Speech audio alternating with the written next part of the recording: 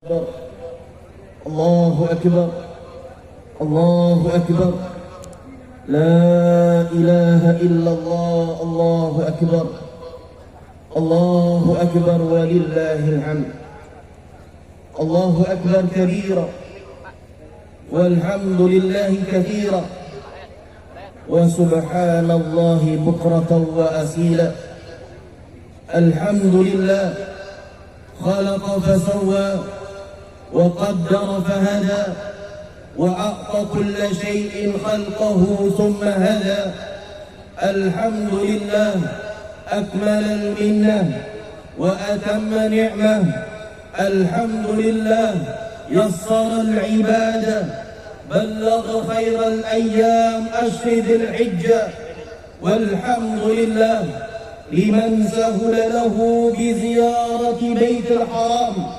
اللهم لك الحمد أن أرشدتنا للإسلام ولك الحمد أن هديتنا للإيمان اللهم لك الحمد أطعمتنا من جوع وأمنتنا من خوف اللهم لك الحمد على نعمك التي لا تحصى ولا تعد اللهم لك الحمد حتى ترضى ولك الحمد إذا رضيت ولك الحمد بعد الرضا الله أكبر الله أكبر الله أكبر لا إله إلا الله الله أكبر الله أكبر ولله الحمد أيها المسلمون hari ini adalah hari yang sangat mulia, hari yang penuh dengan kebaikan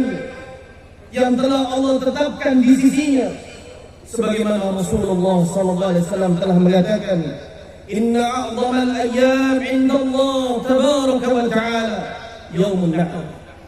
Sesungguhnya di antara hari-hari yang paling agung di sisi Allah tabaraka wa ta'ala ketika binatang sesembelihan al-udhiyah disembelih. Hari ini jamaah rahmatullah, ayuhal muslimun, berbahagialah atas nikmat-nikmat Allah Subhanahu wa taala, atas kemudahan dalam beribadah kepada Allah Azza wa Jalla. Qul bi fadlillahi wa bi rahmatihi fadzalika falyafrahu. Katakanlah wahai Muhammad kepada umatmu, atas segala anugerah dan rahmat Allah hendaknya kalian berbahagia. Tampakkanlah kebahagiaan kita di hadapan seluruh manusia di dunia ini. Inilah adalah Idul Akbar, hari yang besar, hari yang agung. Jamaah rahmatullah, tahukah anda Idul Akbar di dunia? Kalau Allah siapkan Idul Akbar ketika setiap manusia dipanggil oleh Allah, lahum ma yasha'una fiha waladaina mazid. Ketika penduduk surga dipanggil oleh Allah, udkhuluha bisalam dzalika yaumul khulud. Masuklah kalian ke dalam surga Allah dengan selamat, itulah kehidupan abadi.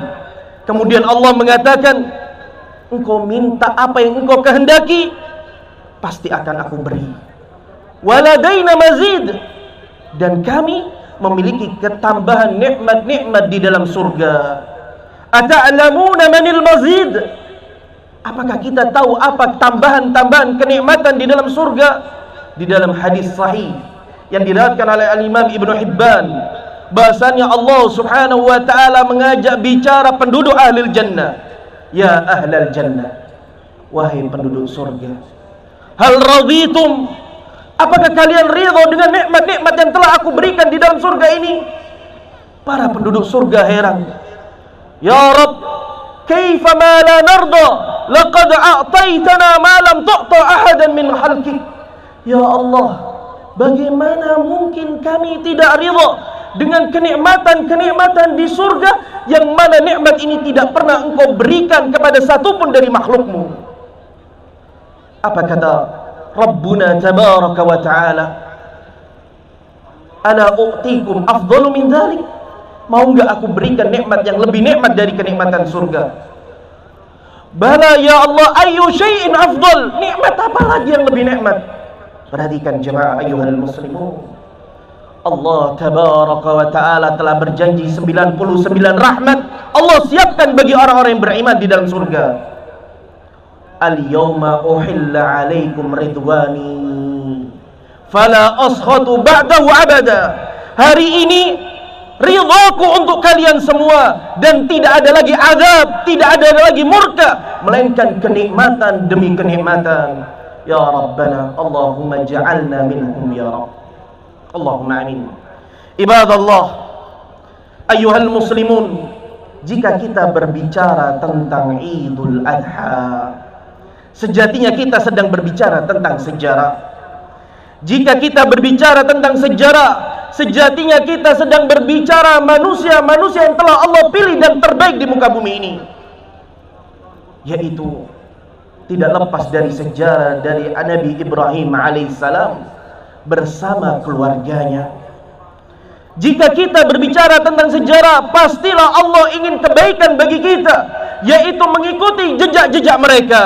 Allah subhanahu wa ta'ala telah mengatakan, ulaika alladhina hadallah fabihudahu muqtadi. Kata Allah subhanahu wa ta'ala, mereka adalah contoh yang patut diikuti karena mereka di atas petunjuk Allah.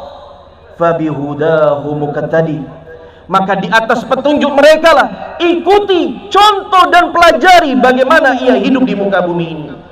Maka ayyuhal muslimun, Nabi Ibrahim alaihissalam bersama keluarganya telah Allah tetapkan sebagai uswah, qudwah, role model sejati sepanjang masa kehidupan manusia. Allah subhanahu wa ta'ala telah mengatakan, qad kanat lakum uswatun hasanah fi Ibrahim walladina ma'ah. Allah telah tetapkan Nabi Ibrahim bersama keluarganya sebagai uswah teladan bagi kita. Ayyuhal muslimun, jika kita ingin kebahagiaan, kesuksesan dalam meniti jalan kehidupan ini, pelajari kehidupan Nabi Ibrahim bersama keluarganya. Lihatlah yang pertama, di antara keteladanan yang bisa kita ambil, keteguhan akidah. Nabi Ibrahim hanif, lurus, tidak pernah ia melakukan kesyirikan sedikit pun di dalam kehidupannya. Inna Ibrahim kana ummah qanitan lillah hanifa wa lam yakun minal musyrikin. Beliau teguh, lurus, taat kepada Allah, tunduk, menjadikan ibadah semuanya hanya untuk Allah subhanahu wa ta'ala. Namun jemaah, keteguhan butuh pengorbanan, keteguhan butuh kejujuran. Nabi Ibrahim buktikan di dalam kehidupannya. Beliau dimusuhi oleh ayahnya, beliau diusir oleh kaumnya, bahkan na'udzubillah min dzalik, ketika beliau mendakwakan tauhid, beliau dilemparkan ke api. Lihatlah Jibril alaihissalam diutus oleh Allah subhanahu wa ta'ala untuk menguji keimanan dan keteguhan Jibril. Kemudian ya Ibrahim, dikatakan di dalam riwayat, Jibril berkata kepada Ibrahim, ya Ibrahim, alakal hajah, apakah engkau butuh pertolonganku? Wallahi ya, dengan tegas ia mengatakan, amma ant fala, amma ilaik fala. Jika kepadamu wahai Jibril, aku enggak butuh sama sekali. Engkau makhluk dan aku makhluk. Akan tapi kepada Allah aku butuh pertolongan. Sehingga Nabi Ibrahim menunjukkan ketergantungan hanya kepada Allah. Hasbunallah wa ni'mal wakil. Cukuplah Allah sebagai tempat bergantung dan bersandar, dan Allah sebaik-baik tempat berlindung. Subhanallah. Apa yang Allah turunkan bagi Nabi Ibrahim? Apakah angin yang memadamkan api? Apakah hujan yang mematikan api? Tapi wallah, bukan jemaah. Rabbun nar, Allah subhanahu wa ta'ala yang memiliki api, yang menciptakan api. Apa katanya? Ya nar kuni bardaw wa salama ala Ibrahim. Wahai api, jadilah engkau dingin, keselamatan bagi Ibrahim. Ayyuhal muslimun, bagi siapapun dalam kehidupan ini yang menggantungkan keteguhan hidupnya hanya bersandar kepada Allah, Allahu Akbar, Allahu Akbar, Allahu Akbar, Allah yang maha besar, maka segala urusan di dunia ini semuanya kecil, semuanya hina. Allah lah yang maha besar. Ini yang harus kita tanamkan di dalam jiwa kita. Ayyuhal muslimun ibadallah, di antara keteladanan yang kedua yang bisa kita contoh dan kita jalankan dalam kehidupan kita, berbaik sangka kepada Allah Azza wa Jalla, husnudzan kepada Allah Azza wa Jalla. Ingatlah ketika Nabi Ibrahim alaihissalam meninggalkan keluarganya di tempat yang gersang, yang tidak ada kehidupan, ia bergantung kepada Allah dengan mengiringi perasaan husnudzan kepada Allah. Rabbana inni askantu min dzurriyyati biwadin ghairi dzi zar'. Ya Allah, aku tinggalkan anak dan istriku kepadamu ya Allah, di tempat yang tidak ada kehidupan, gersang dan tandus. Lihatlah jamaah yang dirahmati Allah, Hajar di atas didikan Nabi Ibrahim alaihissalam, ketika ia mendapatkan ujian harus ditinggal oleh seorang yang selalu menjadi sandarannya, seorang istri bersandar kepada suaminya, tapi ia jadikan ini sebagai pelajaran. Ketika ia di awal mula ditinggal oleh Ibrahim, ia memanggil Ibrahim, ya Ibrahim, atarakna, apakah engkau meninggalkanku? Gak dijawab sama Nabi Ibrahim. Nabi Ibrahim terus jalan. Ya Ibrahim, taraktana, engkau meninggalkan kami? Gak dijawab oleh Nabi Ibrahim alaihissalam, terus jalan. Kemudian Hajar berpikir, tidak mungkin seorang nabi dan istri dari nabi hidup di atas kenikmatan tanpa adanya ujian. Sehingga ia bertanya kepada Nabi Ibrahim dengan pertanyaan keimanan, pertanyaan tauhid, bahwasannya setiap ujian, perintah itu datangnya dari Rabbul Alamin. Ya Ibrahim, Allahu amaraka bihada, apakah Allah yang memerintahkan kamu untuk meninggalkan kami di tempat yang gersang dan tandus? Sejak itu Nabi Ibrahim berhenti dan mengatakan, qala na'am, iya. Disinilah keimanan yang menancap di dalam hati. Hajar mengatakan, idzan la yudayi'una Allah. Kalau begitu, orang yang bertauhid, yang bergantung kepada Allah, yang tidak menyerahkan kepada makhluk nasibnya, Allah tidak akan menelantarkan seorang hamba. Allahu Akbar, Allahu Akbar, Allahu Akbar. Lihatlah Nabi Ibrahim bersama istrinya mampu berprasangka baik kepada Allah padahal dalam kondisi sulit. Mereka sangat yakin bahwa selagi bersama Allah, bertakwa kepada Allah, mereka tidak akan ditelantarkan. Namun kenyataan realita kehidupan di zaman ini, kaum muslimin meninggalkan sejarah, mereka tidak kembali kepada Al-Quran dan Sunnah. Sehingga apa yang terjadi di zaman ini? Mudah stres, mudah frustasi dalam kehidupan dunia ini. Ternyata bukan karena nikmat Allah yang sedikit, jamaah yang dirahmati Allah, akan tapi tipisnya iman dan husnudzan kepada Allah subhanahu wa ta'ala. Sehingga jamaah yang dirahmati Allah, jika kita mau menghitung nikmat Allah, lebih banyak daripada yang ia dapatkan dari ujian.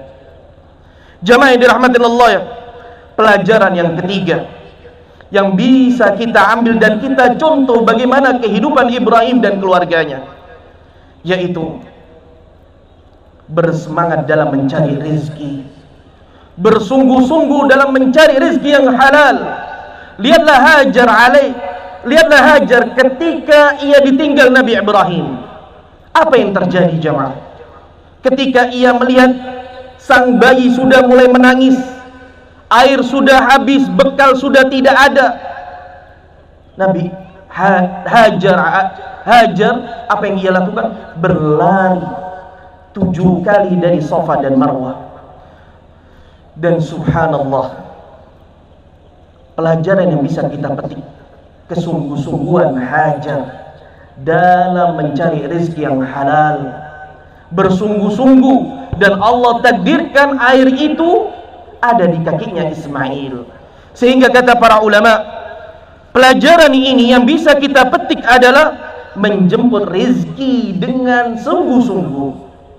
Sebagaimana kata Rasulullah SAW, la ayyakhudha ahadukum al-habla fayatil jabal fayahtatibah. Tidaklah seseorang membawa tali datang ke tempat gunung, kemudian mencari kayu bakar, fayahmilu ala dhahri, kemudian ia pikul dengan pinggulnya, fayabi'ah, kemudian ia jual, fayakul fayatasaddaq, dengan apa yang ia dapatkan dari kayu bakar itu dia bisa makan, bisa bersedekah. Khairun lah, itu lebih baik, an yas'alan nas, itu lebih baik daripada meminta-minta dan mengemis-kemis kepada manusia.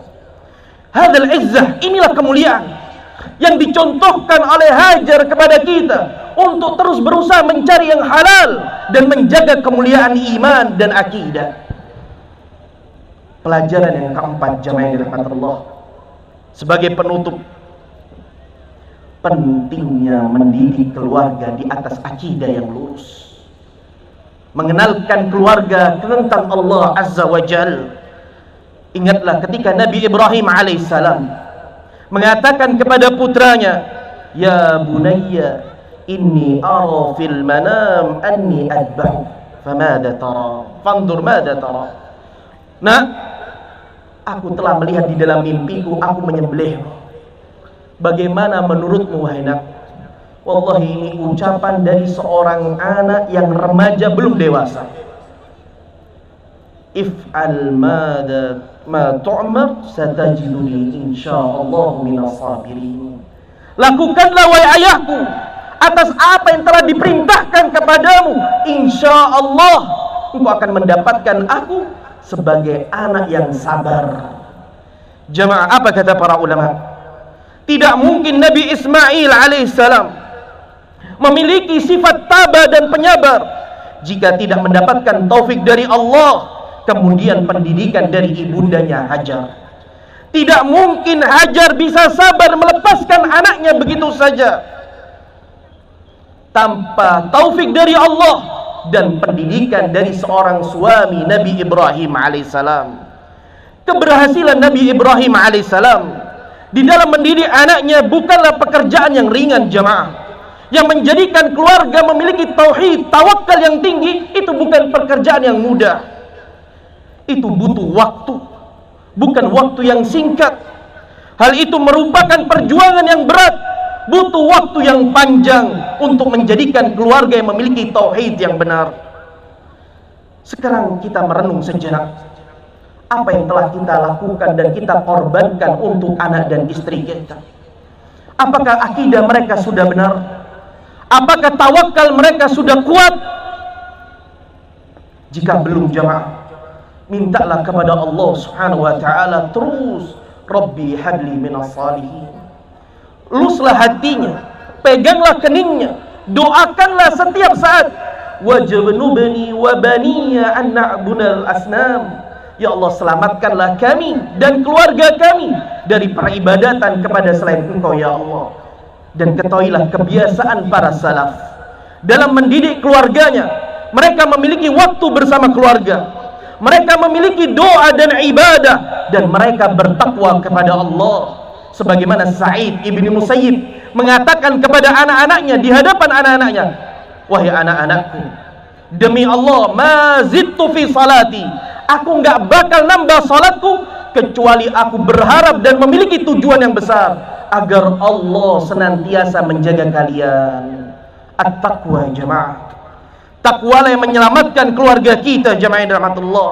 Kesimpulannya dari kajian ini, dari khutbah ini, ibadallah ayyuhal muslimun, Allahu akbar, Allahu akbar, Allahu akbar. Kita sangat mendambakan generasi Rabbani yang bertauhid, yang berkarakter dengan akhlak yang mulia, yang memiliki mental yang kuat, yang senantiasa beribadah kepada Allah dalam kondisi seberat apapun. Dan kita harapkan adalah generasi yang patuh dan taat kepada Rabbul Alamin, kepada orang tua. Yang kita harapkan generasi yang siap menghadapi benturan-benturan ujian di muka bumi ini, tantangan hidup ini, menjadi generasi yang bermanfaat untuk Islam dan negeri yang kita cintai. Semoga Allah memberikan kita taufik, memberikan kita kekuatan, memberikan kita kemudahan untuk bertakwa kepada Allah Azza wa Jal dan mendidik keluarga-keluarga kita. Allahumma salli ala Muhammad wa ala ali Muhammad kama sallaita ala Ibrahim. Allahumma fir lil muslimina wal muslimat wal mu'minina wal mu'minat al ahya'i minhum wal amwat innaka qaribun mujibud da'awat ya qadiyal hajat. Allahumma fir lana wa liwalidayna warhamhum kama rabbayana shighara. Allahumma inna nas'aluka hubbak wa hubba man yuhibbuk wa hubba amali alladhi yuqarribu ila hubbik. Allahumma a'izzal Islam wal muslimin. Allahumma ansur ikhwanana al-mustad'afina fi kulli makan. Allahumma aslih a'immatana wa wulata umuril muslimin wa waffiqhum jami'an litahkimi syari'atika wal amalu bi kitabika ya rabbal alamin wal iltizamu bi sunnati nabiyyika ya arhamar rahimin. Rabbana hab lana min azwajina wa dhurriyyatina qurrata a'yun waj'alna lil muttaqina imama. Rabbana atina fid dunya hasanah wa fil akhirati hasanah wa qina adzaban nar. Wa sallallahu ala nabiyyina Muhammad wa akhiru da'wana 'anil hamdulillahi rabbil alamin. Summa assalamu alaikum warahmatullahi wabarakatuh. Astaghfirullahaladzim. Assalamualaikum.